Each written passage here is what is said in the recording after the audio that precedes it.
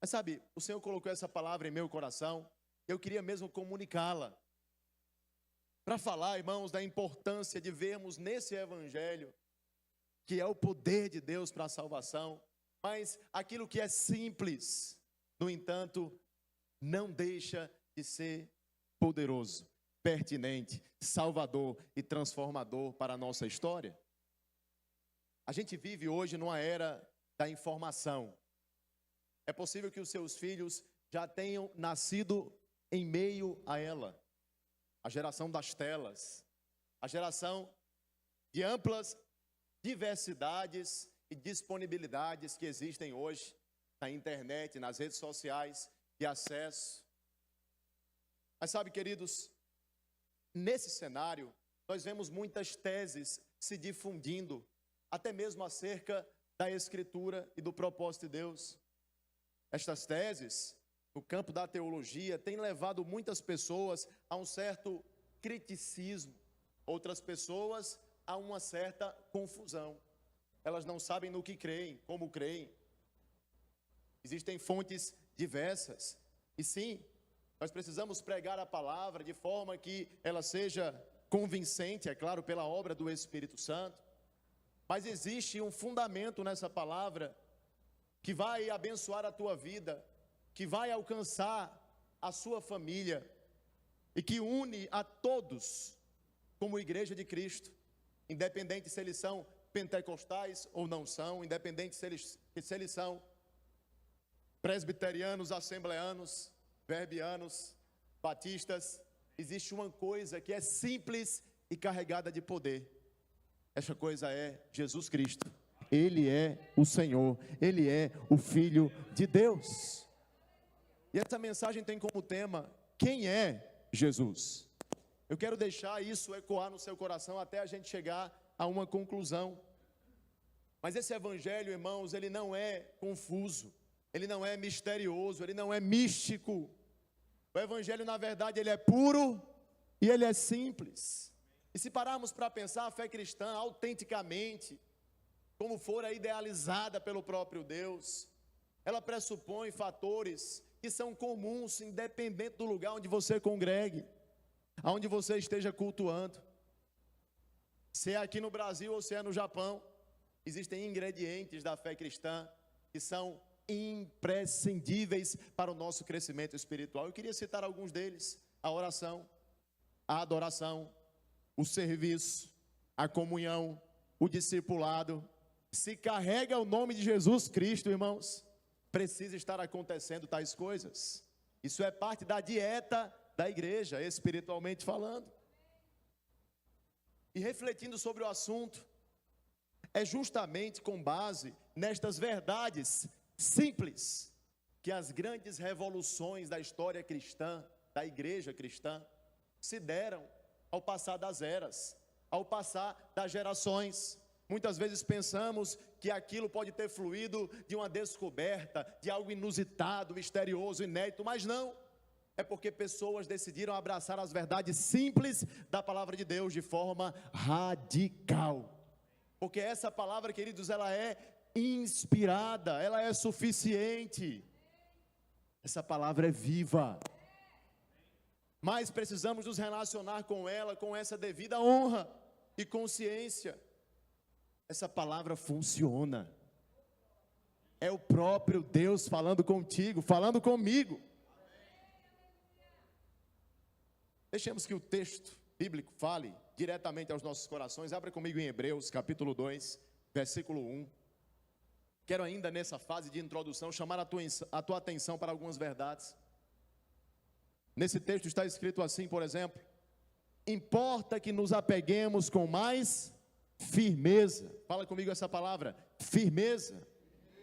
As verdades ouvidas, para que delas jamais nos desviemos. Veja, irmãos, que aquele povo está sendo exortado de duas maneiras, uma positiva e outra negativa. Positivamente nós vemos aqui nesse texto o autor dizer: vocês devem se apegar com mais força, com mais intensidade, com mais firmeza as verdades que vocês têm ouvido da minha parte, diz o Senhor. Mas ele ainda chama a atenção, negativamente falando, ou alertando aquele povo, que eles estejam atentos, porque existe um risco e um perigo deles se desviarem, caso não se apeguem. Deixa eu te falar uma coisa aqui, irmãos, que já está muito claro, mas eu quero mastigar para você. As verdades simples da palavra de Deus, uma vez que não são apegadas ao nosso coração, ao nosso espírito, à nossa confissão, à nossa mente, com firmeza, elas podem ser testadas e muitas vezes elas podem ser desprezadas. Porque tudo aquilo que nós agarramos sem firmeza corre o risco de sair. Corre o risco de se perder. Corre o risco de simplesmente abandonarmos. É por isso que nesse próprio texto, caminhando lá para o capítulo de número 6, o autor ainda exorta o povo ao perigo da apostasia. O que é apostatar, irmãos? É abandonar a fé. Pense comigo, é possível abandonar algo que eu nunca tive? Sair de um lugar para onde eu nunca fui? Claro que não, é evidente que não. Aquele povo está sendo lembrado de que as verdades da palavra precisam ser agarradas, precisam estar incutidas na sua mente, precisam estar enraizadas, arraigadas no seu coração. Então nós caminhamos um pouco, acabamos de mencionar que esse evangelho é puro e também simples. Quando eu quero falar para você que o evangelho é puro, é para te dizer que ele não tem mistura, nem a necessidade de enfeites, nem a necessidade de adornos, de conjecturas, filosofias humanas, para estar mais convincente diante do público, dos ouvintes. Aliás, a Escritura fala que um pouco de fermento tem o poder de levedar toda a massa. Se nós tornamos, por exemplo, os preceitos divinos mais pesados, nós nos enveredaremos pelo legalismo. Por outro lado, se tornamos os preceitos divinos mais leves, é perigoso nos depararmos com a licenciosidade, com o liberalismo, com a libertinagem. Portanto, deixe que a palavra seja o que ela é. Deixe que ela tenha o tom que ela já tem. Deixe que ela penetre no seu coração e transforme a sua vida, porque ela é a própria voz de Deus. Permita que o Senhor toque cada área, cada departamento, cada dispensa que existe dentro de você, moldando ao plano e ao propósito que Ele tem para você e para mim. Porque em verdade eu vos digo, diz o Senhor Jesus, nem um i ou um tio jamais passará até que tudo se cumpra. Mas além de pura, essa palavra, esse evangelho é também simples. O que é que eu quero dizer quando eu digo que o evangelho é simples? Esse evangelho, irmãos, embora seja divino, ele está ao alcance de todos. De todos, irmãos. Lutero certa vez foi questionado sobre essa questão de complicar o que está sendo apresentado. E ele falou uma coisa muito interessante. Para quem você prega quando você prepara o seu sermão? Perguntaram a Lutero, ele respondeu assim: eu penso nas pessoas mais carentes, porque se elas entenderem, os doutores também entenderão. Mas, irmãos, há um tipo de comunicação que é feita muitas vezes e que tem impedido as pessoas mais carentes de entenderem o evangelho, a sua simplicidade e o seu poder. Eu posso pregar num tom, num nível que doutores entendam, mas que outras pessoas simplesmente digam assim: hã? Para onde é que isso vai, pelo amor de Deus? Mais uma vez, irmãos, que esse evangelho é comunicado, sim, com clareza, profundidade, mas não perdendo o tom de simplicidade, ele pode salvar a qualquer homem. Ele pode mudar qualquer contexto, qualquer quadro. Abre comigo lá em Salmos, capítulo 119, verso 130. Vou deixar essa tarefa de casa para você. Hoje, antes de dormir, leia o Salmo 119. Amém? Alguns irmãos perto de você riram, depois você pergunta o porquê. Caso ainda não tenha lido. Mas esse salmo é maravilhoso. E dentre as poderosas que existem nele, está justamente o poder da palavra de Deus. E nesse versículo está escrito assim: a revelação das tuas palavras traz luz e dá entendimento aos simples. Simplicidade aqui deve ser entendida, irmãos, como quebrantamento. Porque a palavra de Deus diz, você conhece esse texto, que Deus, Ele não despreza um coração quebrantado, mas Ele resiste e rejeita um coração soberbo. Todas as vezes que eu e você vamos à presença de Deus, cheios de nós mesmos, nós saímos de lá vazios de Deus. Deus rejeita, Deus resiste. Mas existe um tipo de disposição que nos leva, irmãos, a chamar a atenção do coração do Pai.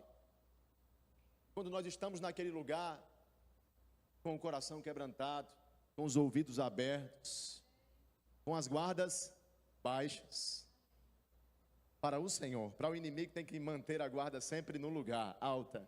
O escudo da fé, para impedir que os dardos inflamados atinjam a sua vida. Mas diante do Senhor, irmãos, ei, seja vulnerável. Deixe Ele trabalhar na sua vida. Não seja alguém de dura cerviz. Não permita o seu coração endurecer. Deixe que o Senhor trate, molde, transforme você. Ele tem misericórdia de nós.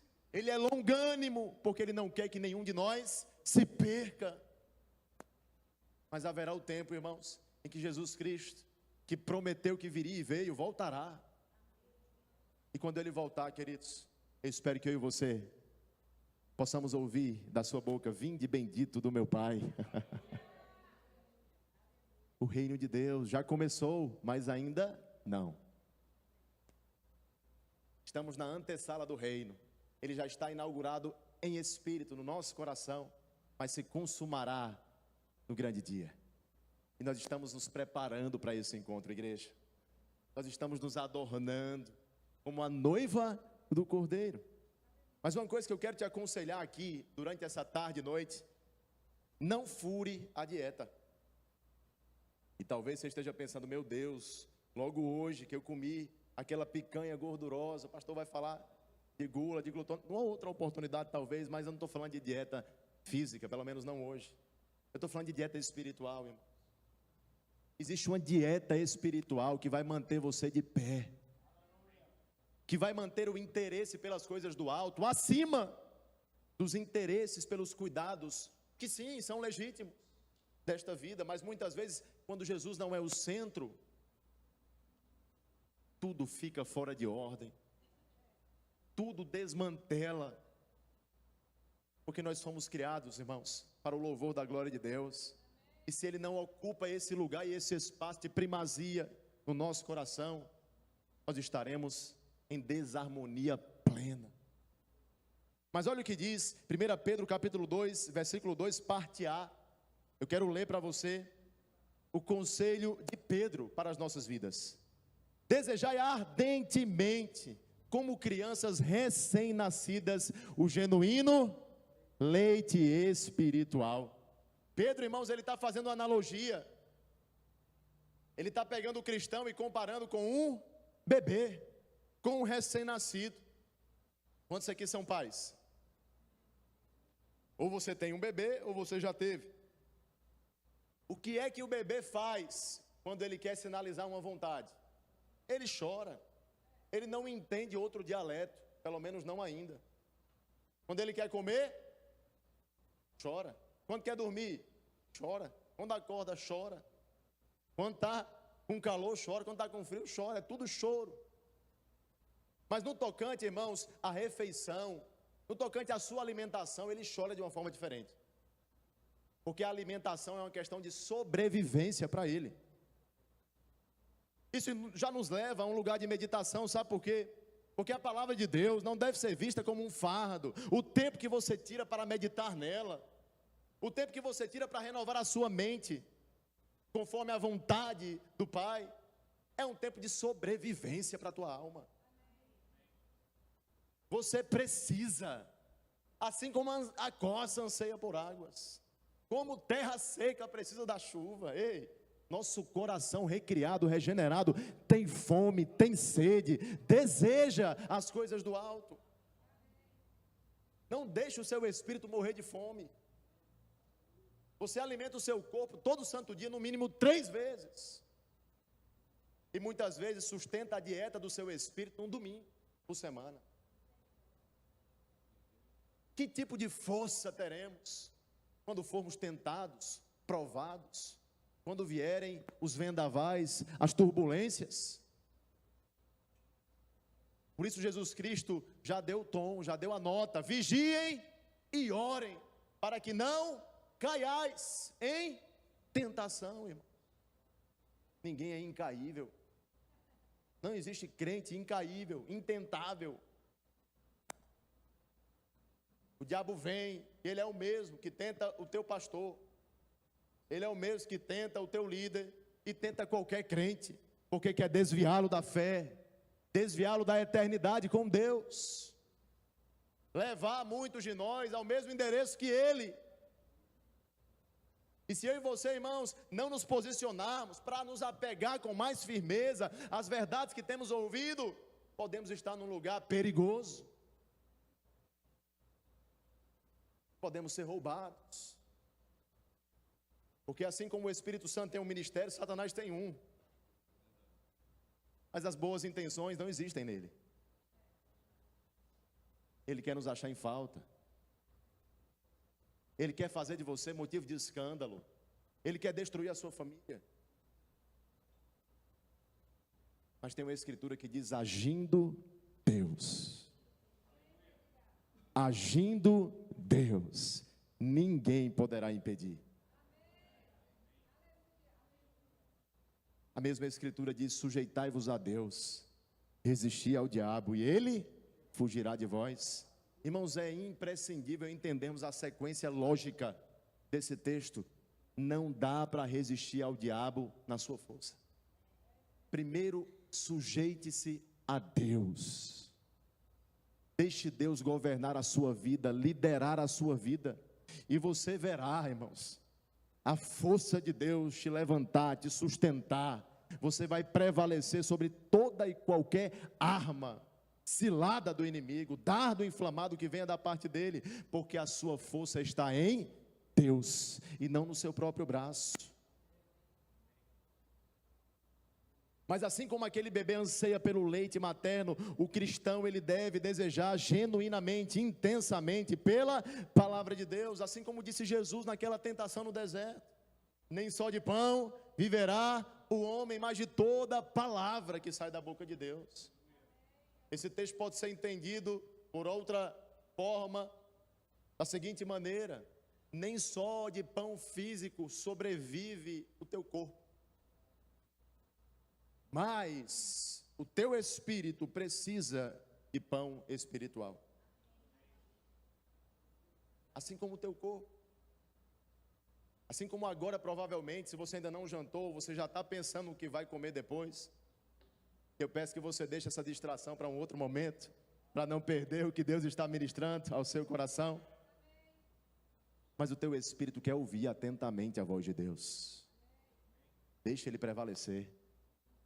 Porque o desejo e o plano de Deus para a sua e para a minha vida é nos levar aos seus planos de paz, de nos fazer prosperar, de nos dar o fim que nós desejamos no nosso íntimo, e muitas vezes nem sabemos.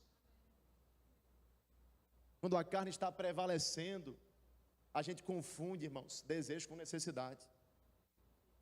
Foi justamente assim que Satanás confundiu Eva. Ela pensou que aquele fruto que era belo aos seus próprios olhos era uma necessidade que ela tinha, mas não, era um desejo da sua carne. E quando eu e você não estamos andando no Espírito, a gente vai confundir desejo com necessidade. Não podemos nos esquecer jamais que, embora tenhamos sido regenerados, alcançados pela graça de Deus, refeitos, eu e você ainda temos que lidar com a danada, e agora eu posso dizer, com a danada dessa carne.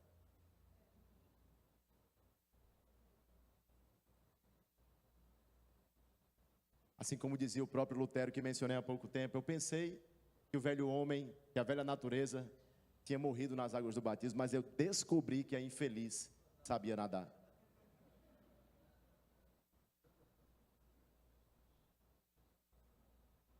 Eu e você, queridos, precisamos alimentar o nosso espírito. Existe uma guerra acontecendo, e não é você contra Satanás, porque essa aí já foi vencida. Jesus Cristo nos tornou nele mais do que vencedores, irmãos. Mas tem uma guerra que não parou e nem vai até Jesus voltar. Espírito e carne. Aonde eu e você semear, também colheremos. Quem semeia no Espírito, do Espírito colhe vida e paz. Mas quem semeia na carne, da carne colherá morte e corrupção.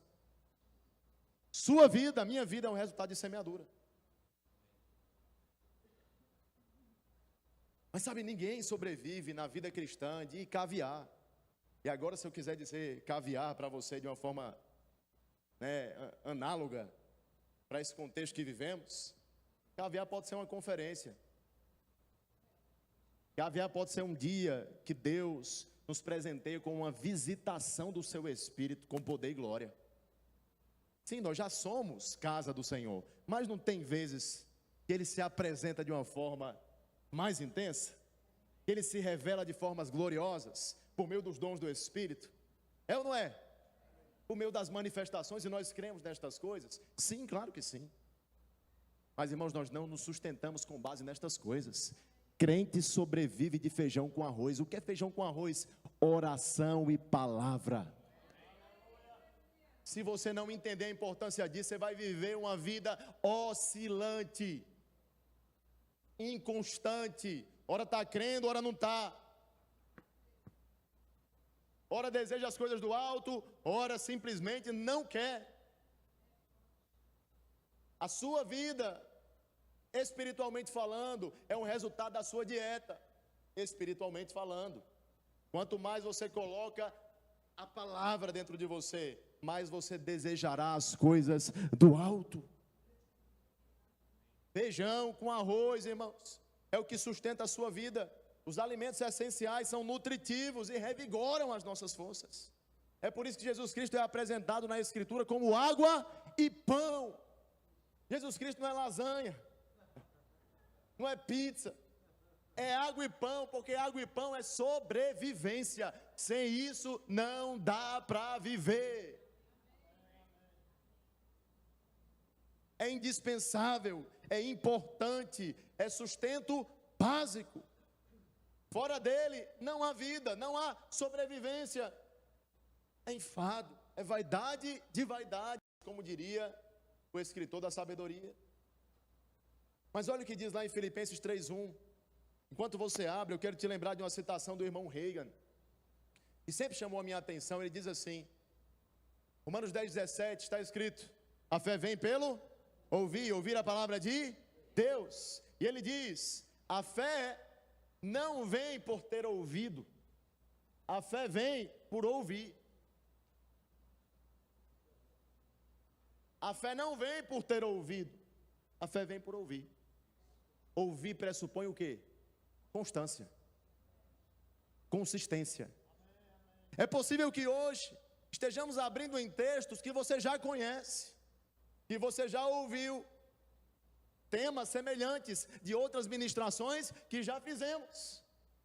Mas a fé não vem por ter ouvido, ela vem por ouvir.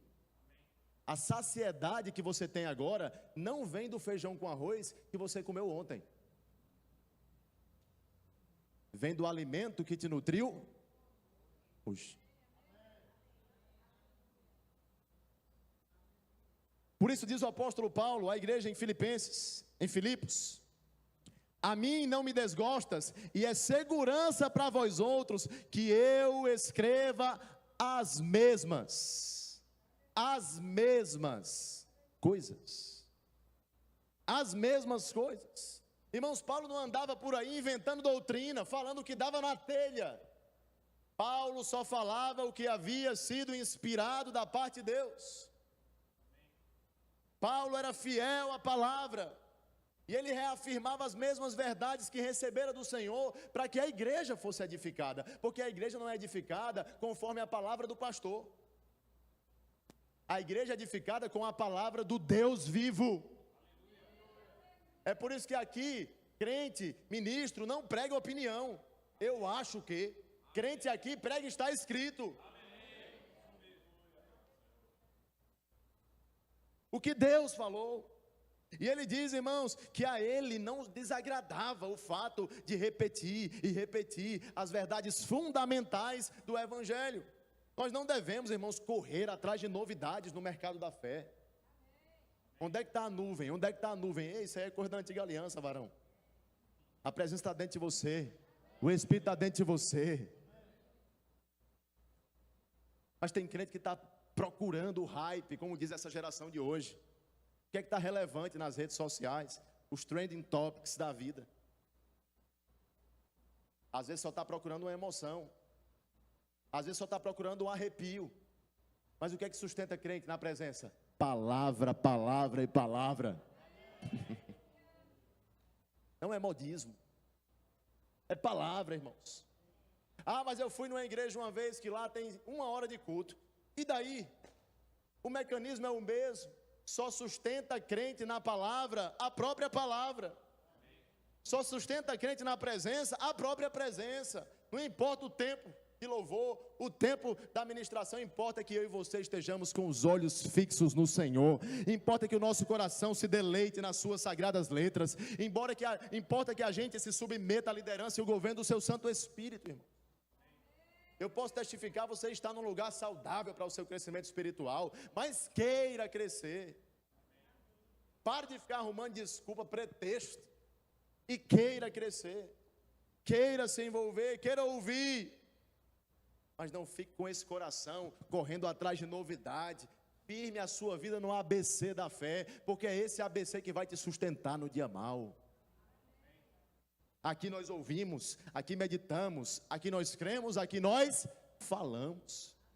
Esse é o nosso jeito cristão, não só o jeito verbo da vida, mas o jeito cristão de ser. A gente ouve, a gente crê, a gente age e a gente fala. Você está aqui? Amém? Então, essa palavra, irmãos, ela funciona. Nós não estamos atrás de métodos melhores. O Senhor já nos deu uma visão. E nós correremos com esta visão. O Senhor está nos levando à próxima margem, debaixo dessa unção, dessa influência, dessa visão que nos foi dada. E nós seremos fiéis a ela até o fim. Eu ouvi, irmãos, o pastor João Roberto dizer esses dias, no programa que acontece todas as terças-feiras no canal do YouTube do nosso ministério. A propósito, te encorajo a consumir esse conteúdo, a se inscrever naquele canal. E ele falou essas seguintes palavras, abre aspas: quem vive pegando onda, 1 hora para na areia, fecha aspas. Onde é que está a nuvem? Quem vive pegando onda, 1 hora para na areia. Nós não estamos procurando, irmãos, melhores métodos. Nós estamos procurando ser fiéis à palavra de Deus. Nós estamos procurando dar vazão ao seu Espírito, para que vivamos, irmãos, em cada encontro nosso, a glória em manifestação, para que possamos ouvir a palavra de Deus como de fato ela é, simples e poderosa, para alcançar as nossas vidas e mudar a nossa história. É por isso que algumas pessoas, quando me perguntam assim, eu ouvi isso e amei, simplesmente amei, tenho falado inclusive ultimamente, recentemente: pastor, qual é a melhor versão da Bíblia? Algumas pessoas dizem, é Almeida Revista Atualizada, é Almeida Corrigida e Fiel. Ela tem um vocabulário um pouco mais, extenso, mais denso. Mas tem outras descomplicadas também, pastor? Tem a Nova Versão Transformadora, tem a nova tradução da linguagem dos dias de hoje, tem a Bíblia Viva, tem a King James, tem a NVI, não é verdade? Tem a NAA. É tanta oportunidade, irmãos, de conhecermos, não é verdade? Mas sabe qual é a melhor versão da Bíblia? Pergunte qual, pastor? A lida e praticada. A parte da Escritura que vai funcionar para você é a parte que você lê e pratica. Não é a parte que você sabe, simplesmente. A versão da Escritura que melhor funciona é aquela que você pratica. É aquela que transforma a sua vida. É aquela que muda a tua maneira de pensar e te ajuda a pensar a maneira de Deus. Nós aprendemos desde o departamento infantil, irmãos. Nós que tivemos a graça e conhecemos o Senhor desde a nossa infância. Jesus Cristo tinha uma equipe ministerial, era ou não? Composta de 12 discípulos. Porém, um deles era conhecido como filho da perdição.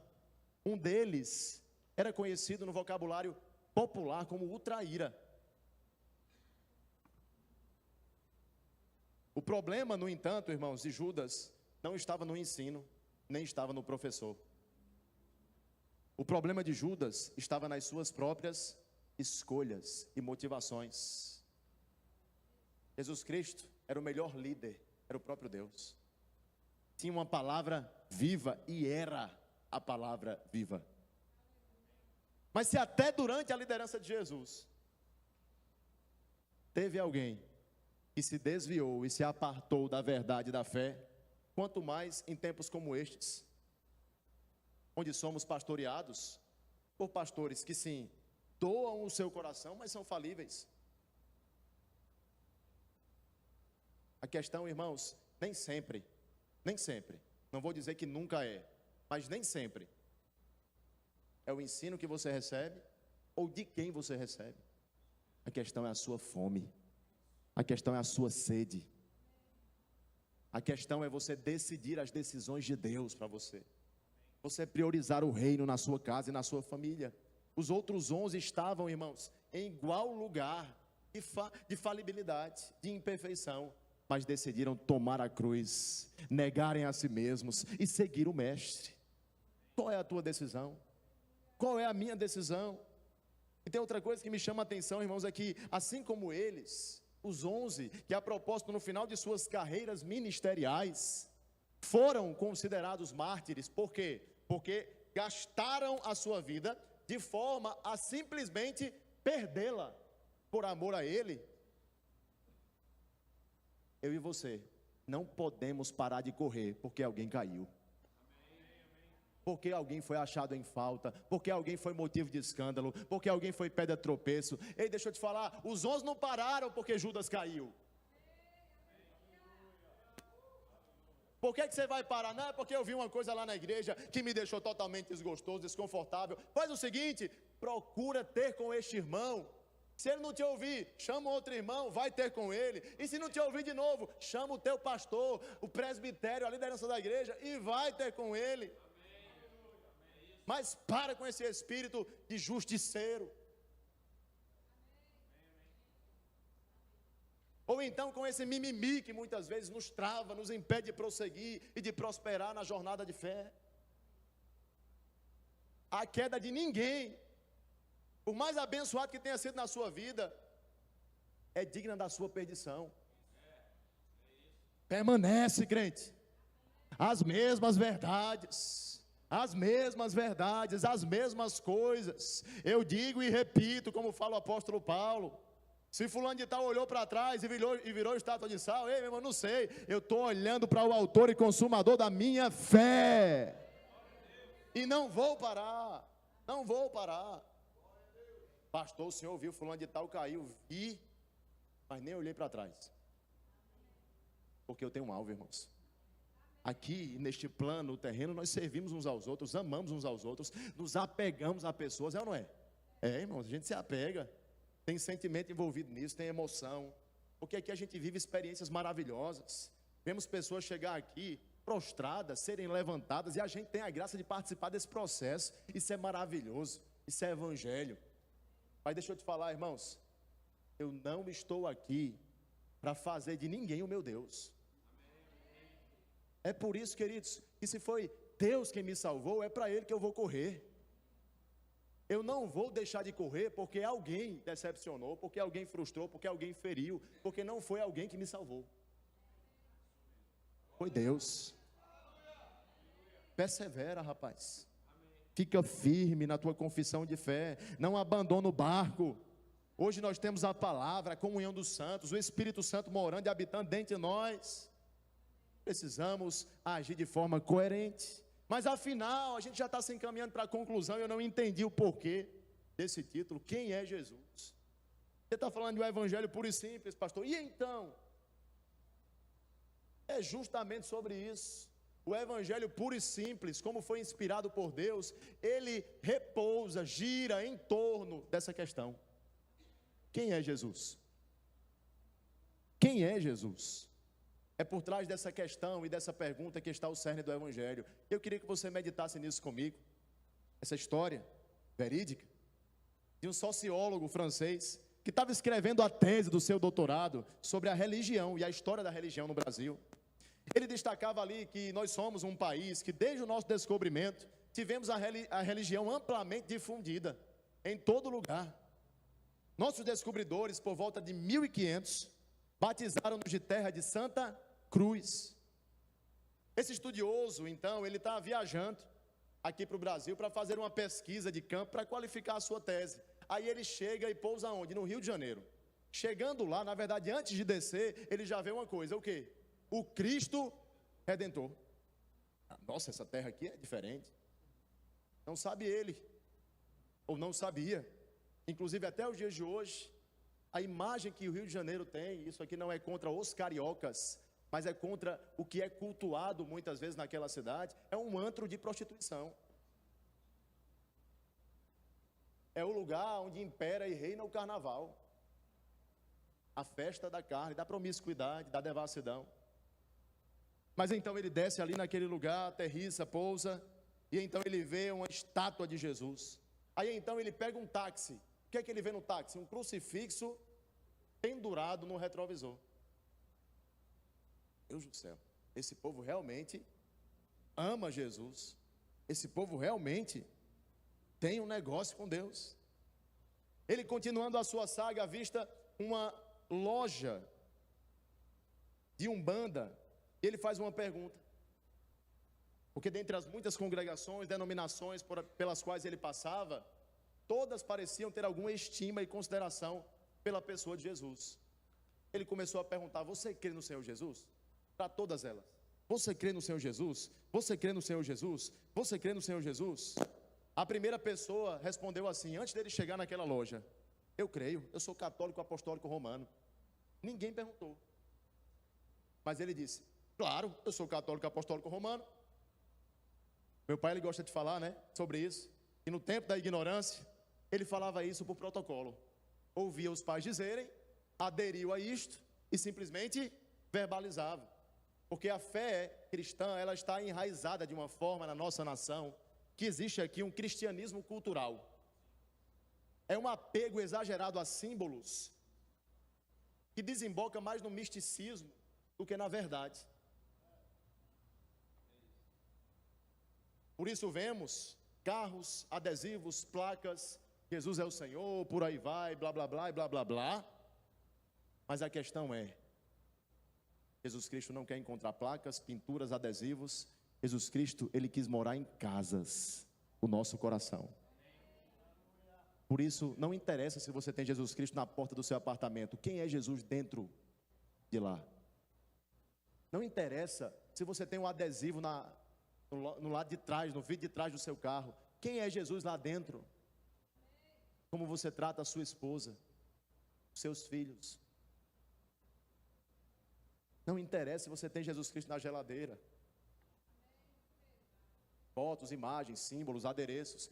Quem é Jesus para você? Essa é a pergunta. Mas continuando aqui a pesquisa do rapaz, ele chega numa universidade federal, aí ele encontra um professor erudito, renomado, e faz a mesma pergunta: você crê no Senhor Jesus? Aquele homem diz assim: logicamente. Ele era um homem revolucionário, a sua filosofia era rebuscada, era refinada. Aí avança um pouco mais, se depara com a igreja de portas abertas e faz uma pergunta mais uma vez: você crê no Senhor Jesus? A resposta é: claro, eu já recebi até o meu milagre. Eu já ganhei até uma casa própria. Eu já tenho até um carro novo. Continuando a saga, ele então vê aquela loja de Umbanda a qual eu me referia. E aí então respondem para ele o seguinte: claro, ele foi um espírito muito elevado. Metros depois, o que acontece? Volta para a rua, aparecem a ele dois moços andando, camisa branca, gravata bem passada a camisa, sapatos bem engraxados. E ele pergunta: vocês creem no Senhor Jesus? Eles respondem: claro que sim, nós fazemos parte da igreja verdadeira. Nós somos da igreja do santo dos últimos dias. Aquele homem saiu de lá boquiaberto, espantado com a vocação religiosa que havia aqui na nossa nação. Meu Deus, ele está presente em todo o espaço. Olha a influência de Jesus Cristo nessa nação. Mas embora os símbolos estivessem nos automóveis, nas paredes, nas placas, nas repartições públicas, no linguajar do povo, nas gírias, nos vícios de linguagem, Ave Maria, Nossa Senhora, meu Deus, este Cristo não era achado nas suas ações. Esse Cristo não era visto nas suas renúncias. Esse Cristo não era conhecido pelo seu testemunho. Isso me deixa um pouco preocupado, irmãos. Como pastor, abrindo o coração para você, os números que vemos, balanços do IBGE, são assustadores, positivamente falando. A fé cristã está crescendo, crescendo, crescendo. É certo que teve, no último censo, um crescimento mais tímido. Mas sabe o que está acontecendo, irmãos? A gente está inchando a igreja cristã de gente que não é crente, de gente que não é cristão. A igreja cristã no Brasil, ela tem sido vasta como um oceano, mas profunda como um pires. Ela crê em Jesus e crê em qualquer coisa. Ela crê em Jesus e crê em signo. Crê em Jesus e pensa que dá 7 anos de azar se fizer alguma besteira. Crê em Jesus e pula um dia no Réveillon. Crê em Jesus e pensa que só pode usar camisa branca, senão vai ser um ano terrível.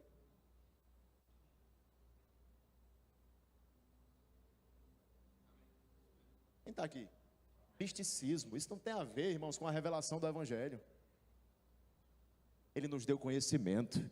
Inclusive está escrito: conhecimento nos liberta. Mas aonde não há conhecimento, a ignorância vai levando você pouco a pouco a uma experiência adulterada da fé, que mais parece com misticismo. Crenças difusas, sincréticas, misturadas a vários elementos. Precisamos de atenção, queridos. Que tipo de crente nós somos? E o melhor, ou o mais importante, quem é Jesus para nós? É um revolucionário? É um homem de uma vasta filosofia? É um agitador de massas? É um espírito elevado? O que é Jesus para você? Fala sério. Quem é Jesus para você? Quem é Jesus para mim? Depois que ele acalmou o mar e a tempestade no mar da Galileia, os discípulos perguntavam uns aos outros: quem é esse? Quem é esse? Que até o vento e o mar lhe obedecem. Irmãos, no meio dos discípulos, naquele momento o espanto era tão grande que eles passaram a questionar: quem é esse? Se no meio dos discípulos existia essa pergunta, imagina, irmãos, no nosso meio, que às vezes temos seguido Jesus de longe. Quem é esse? Quem é esse? Nunca me falaram a respeito, nunca vi. Igual em importância, em poder, em majestade, nunca vi. No outro momento, em Cesareia de Filipe, o próprio Jesus pergunta para os seus: o que dizem os homens ser o Filho do Homem? Mais uma vez testando justamente o cerne do Evangelho, de quem Jesus representava para eles. Quem é Jesus para você? E vocês, o que dizem que eu sou? No outro momento, noutra versão, está também escrito: que pensais vós do Cristo? E por detrás dessa questão, irmãos, que atravessa os séculos, existe o mistério revelado. Existe a graça de conhecer a Jesus Cristo, como Ele é, a sua obra, o seu poder, a sua majestade, a sua divindade. Mas agora mesmo pensa: quem é Jesus para mim? Qual o valor de Jesus na minha vida? Qual a relevância de tê-lo conhecido? Qual o papel dele na minha história? Baseado nessa reflexão, o C.S. Lewis, importante escritor inglês, ele falou o seguinte: se Jesus Cristo não é quem disse ser, ele é um mentiroso. Se Jesus Cristo não é quem pensou ser, ele é louco, ele é lunático. Agora, se ele é quem ele disse ser, então ele é Deus. Eu pergunto: quem é Jesus para você? É um mentiroso? É um louco? Mas talvez você esteja dizendo consigo mesmo agora: jamais, pastor, Jesus é o Filho de Deus. Mas eu digo: se Ele é quem disse ser, Por que não largamos os nossos vícios? Por que não abraçamos o seu plano e o seu propósito para nós? Por que insistimos nas mesmas faltas? Se Ele é quem disse ser, e Ele é o próprio Deus, o Verbo vivo e encarnado. Precisamos de mudança de vida, precisamos de arrependimento, precisamos de transformação. Se Ele é quem disse ser, não dá para você se acostumar às obras da carne. Se Ele é quem disse ser, não levante a sua voz ou a sua mão para agredir mais a sua esposa.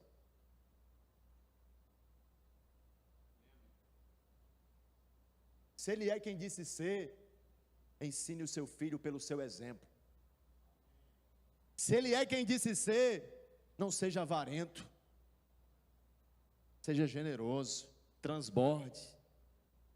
Se Ele é quem disse ser, deixe Ele ser Senhor também do seu bolso. Se Ele é quem disse ser, deixe que Ele transforme totalmente cada centímetro da sua existência. O que você pensa, como você se relaciona, como você se posiciona, o que você veste, o que você fala, porque Ele é Deus. Nós não viemos simplesmente adorar um bom homem aqui. Nós não viemos adorar simplesmente um revolucionário que marcou a história em antes e depois de Cristo. Nós viemos adorar a Deus, nosso Criador, majestade santa. É por isso que Pedro, ele diz quem é Jesus. Logo depois dessa pergunta, quem dizem que eu sou? Inspirado pelo poder do Espírito Santo, ele fala: tu és o Cristo, o Filho do Deus vivo. Tu és o profeta, tu és o Messias, tu és o sumo sacerdote, tu és o Rei dos reis, tu és o Senhor dos senhores. E foi exatamente por essa causa, irmãos, dele ser o Senhor, dele ser o Messias e o Filho de Deus, que ele foi sentenciado à morte. Foi justamente por isso. E os próprios demônios reconheciam e sabiam quem ele era, sabiam do seu poder e autoridade, e eram expelidos. Até os demônios criam e se submetiam. Depois do Pentecostes, quando Jesus morre, ressuscita e derrama o seu Espírito, Pedro, ele se levanta com ousadia para pregar à multidão, e as suas palavras são as seguintes: estejam absolutamente certos, toda a casa de Israel, que esse Jesus que vós crucificastes com mãos de iníquos, Deus o fez Senhor e Cristo. Essa é a verdade central do Evangelho. É por isso que Paulo também disse: com a tua boca confessares e com o teu coração creres que Jesus Cristo é o Senhor, aí então tu serás salvo. Essa verdade, irmãos, ela tem sido muito perseguida nos dias atuais, resistida, odiada pelo mundo. Mas pense comigo uma coisa importante: quantas vezes Jesus Cristo é retratado no Evangelho ou no Novo Testamento como Salvador? E Ele é também Salvador. Já parou para pensar? Eu vou te falar, aproximadamente 16. E quantas vezes, pastor, Ele é retratado como Senhor? Aproximadamente 650. Se difundiu, porém, no meio da igreja, um tipo de teologia complicada, que tenta fazer distinção do papel salvífico e do papel de governo que Jesus tem na vida do cristão e na vida do crente. Eu estou aqui como profeta do Senhor somente para te lembrar que Jesus Cristo só é Salvador de quem Ele é Senhor. Jesus Cristo só salva quem Ele governa. E Deus só reconhece como filho quem reconhece a obra do seu filho. A não ser que Ele seja Senhor da sua vida, do seu coração, dos seus sentimentos, dos seus relacionamentos, das suas decisões, Ele não é e não será o seu Salvador pessoal. Os cristãos do primeiro século, eles assumiam todos os riscos, irmãos. Eles entregavam a própria vida para convidar o pecador, os pecadores, ao arrependimento. e, consequentemente, a reconhecer o senhorio de Jesus. Hoje, porém, a igreja está pedindo para que você dê uma chance. Quem quer aceitar com Jesus, aceita, por favor, aceita. Dá uma chance para Jesus. Se soubéssemos quem Ele é, éramos nós quem pediríamos uma chance.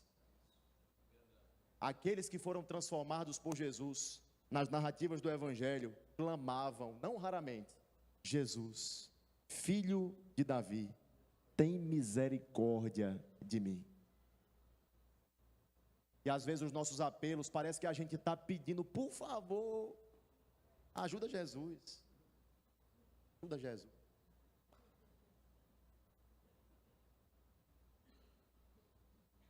O apelo do Evangelho é: arrepende-te. Reconheça que Ele é Senhor e Cristo, o ungido de Deus. E então Ele salvará a ti e também a tua casa. No princípio, falar que Jesus Cristo era o Senhor, eu já estou concluindo, era algo revolucionário, porque naquela época, Senhor era uma palavra atribuída somente a César, somente ao imperador. Kyrios é a palavra original, Senhor. E agora nasce uma comunidade que proclama que Jesus Cristo não é simplesmente o Senhor, mas é o Senhor dos senhores. Você sabe o que é que significa? Você diz aleluia agora, mas naquela época era morte. Dizer que Jesus Cristo era o único, que não havia outro, porque em Roma tolerava muitos deuses. Em Roma tolerava-se que acreditassem em muitas divindades, mas em Roma não se tolerava que Jesus Cristo fosse o único Senhor, porque isso levava o povo a crer que César não era. Em tempos atuais parece que não tem alguém como César, mas César hoje é este século. E por conta do Senhor Jesus, aqueles que o amam, que o servem e creem no seu nome serão odiados, serão perseguidos. Eu quero só te lembrar, irmão, não dá para servir a dois senhores. Na fé cristã, Deus não tolera dividir você com outro. Ou você é exclusivamente dele, ou você não é. O diabo, ele ainda aceita dividir você. O diabo aceita que você sirva a ele de segunda a sexta e no domingo você levante as mãos, dizime e oferta. E ainda sei, quando tiver culto de ceia. Agora Deus só aceita você por inteiro, por completo. Deus, entre tantas coisas que Ele poderia requisitar e requerer de nós, Ele só pediu uma: a gente. Você. Eu. O desejo de Deus é por inteireza de coração. Ou você é dele, ou você não é. E eu pergunto mais uma vez, e esta é a última: quem é Jesus para você? Quem é Jesus para você? Não interessa quanto tempo você tem de igreja. Não interessa se você é membro da comunidade Verbo da Vida Portal do Sol. Não interessa se você é formado no Rema. Não interessa se você se qualificou, chegou à escola de ministros, ministra no púlpito da sua igreja, se você é evangélico, se não é, se você serve, se não serve, se dizima e oferta ou não, se é filho de pastor, se é pai de santo, se é filho de pai de santo. Não interessa. Jesus Cristo só será salvador pessoal de quem Ele governa, de quem Ele dirige, de quem Ele é Senhor. E não espere encontrar salvação em qualquer outra coisa que não em Jesus Cristo o Senhor. Dentre tantos relatos que os amigos de Deus fizeram sobre Ele, por exemplo, Pedro disse: tu és o Cristo, filho do Deus vivo. Paulo disse: eu considero tudo como perda, como esterco, se comparado a Ele e à sublimidade do seu conhecimento. João disse: Ele é o princípio e o fim, o alfa e o ômega. Ele é o Rei dos reis, Ele é o Senhor dos senhores. Agora Jesus Cristo pediu permissão para dizer quem Ele era. Em João 14,6 ele falou: eu sou o caminho, a verdade e a vida. Ninguém vai ao Pai, a não ser por mim. Ninguém. Não importa o quadro social, religioso, econômico, não importa. Ninguém vai ao Pai, a não ser por Jesus. A não ser que considere Jesus Cristo como Salvador, mas também como Senhor. Quem é Jesus para você?